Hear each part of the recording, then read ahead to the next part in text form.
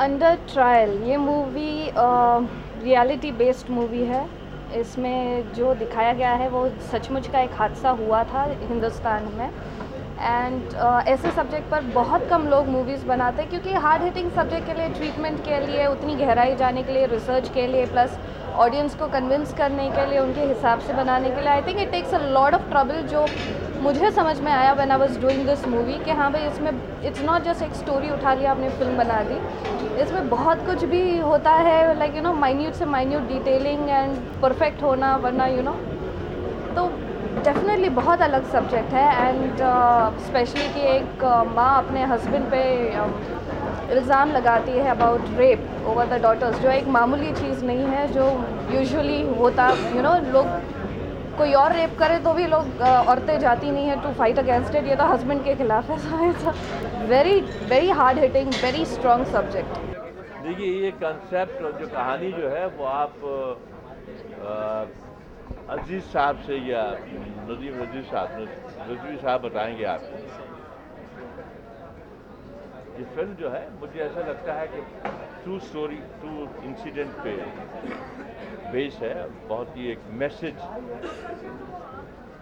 There will be a great message through this film.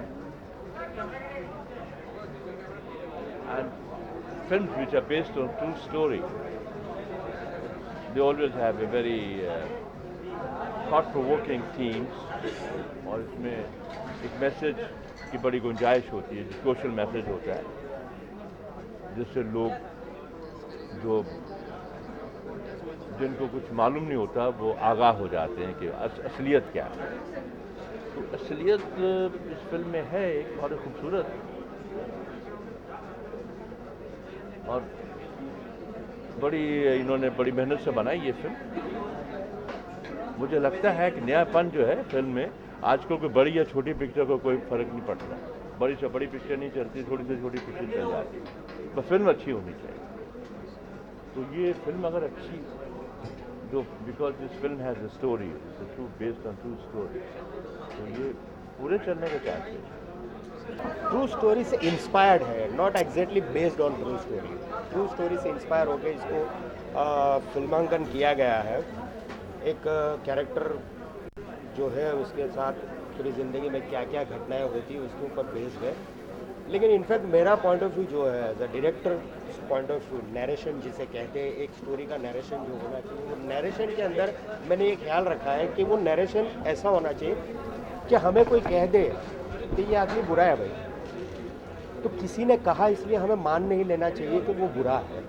जब तक हम उसे जानते नहीं, पहचानते नहीं, उसके साथ क्या घटी है घटना, वो जब तक ना मान ले तब तक पता कैसे चलेगा कि वो बेगुनाह है या सजावार है।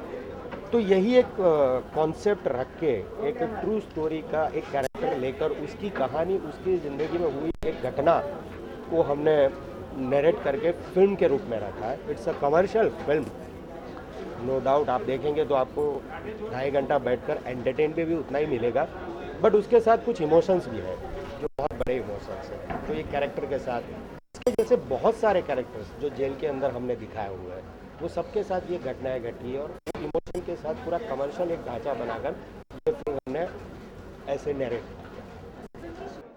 ये एक जैसा अंडर ट्रायल के नाम से एक कैदी की कहानी है, जिसपे इल्ज़ाम लगता है अपनी 3 पुत्रियों के रेप का, और ये एक सत्य घटना पे आधारित फिल्म है।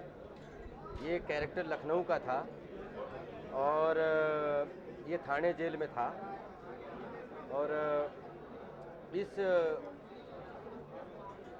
कैरेक्टर की जो एक ऐसा कैरेक्टर जिसको 2 महीने तक लगातार पीटा गया, या तो पब्लिक के द्वारा या पुलिस के द्वारा या कैदियों के द्वारा। और इस फिल्म की क्यों ये फिल्म कहानी है या क्यों ये फिल्म बनाई गई, ये आप फिल्म देख के पता कर सकते हैं। God bless and all the best for the film, and all the best to my dear friend, my younger brother, the best actor of the country of the nation. अरे